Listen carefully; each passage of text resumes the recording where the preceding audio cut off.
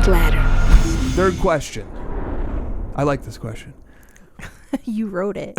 Are there any skills that would benefit someone starting off in sports cards besides having knowledge of the hobby or knowledge of sports?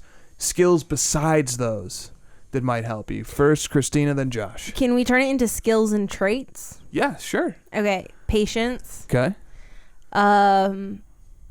Patience is a virtue in the hobby and in life.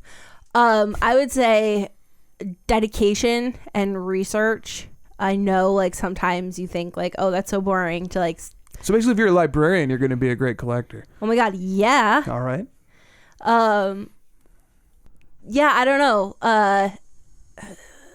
Networking, like, being a social person on social media and, like, trade nights when the world opens back up.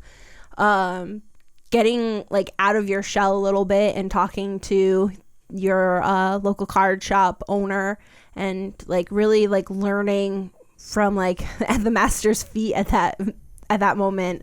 Hopefully, like, they can help you and, like, help guide you and be honest, because, like, it just makes sense for them to want you to be a lifelong customer instead of, like, a two times customer. Okay, all right. Yeah, I don't know where I'm going with this. That's so let's good. move on to That's Josh. Good. Lots of good traits there. All right.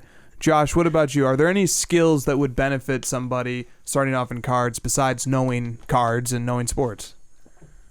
Yeah, I think having financial skills would benefit you a lot. You know, maybe if you come from a finance background or you study the stock market or you understand crypto, those skills can definitely help you. And I think if, you know, the trait being that you're fiscally responsible and you don't gamble a lot, I think someone who doesn't gamble would be a good skill, because I think that's kind of where you can get in trouble in the beginning and get burned. Another trait I was thinking about was obsessive. Someone who's like, because we were talking about the psychology of being a collector last week, and those collectors, as we pointed out, are the ones who have been the most successful over the last few years, just with all the different influx of people. And having that obsessive, research-driven collector hoarder gene or trait or skill, whatever you want to call it, I think it would actually work out in your favor in this case, where it may be a stigma that is negative in most social connotations, but in this one I think it's positive. For sure. I just want to add entrepreneurial skills are very beneficial, because an important part of collecting, of investing, of being a dealer, of flipping, is being able to buy and sell.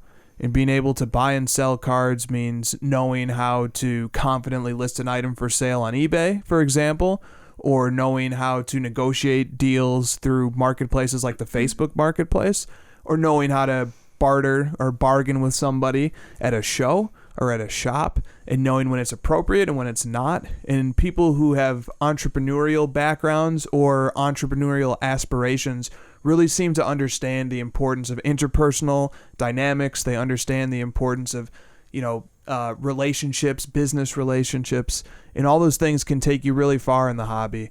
And sometimes, I almost forget how important it is knowing how to be a patient seller. And even if you have a card that's worth $500, it's not just as easy as throwing it on eBay and then it's gone. You might need to list that card for $600 OBO to get the 500, and you might have to wait a week. You might have to wait 2 weeks. OBO means or best offer. There you go.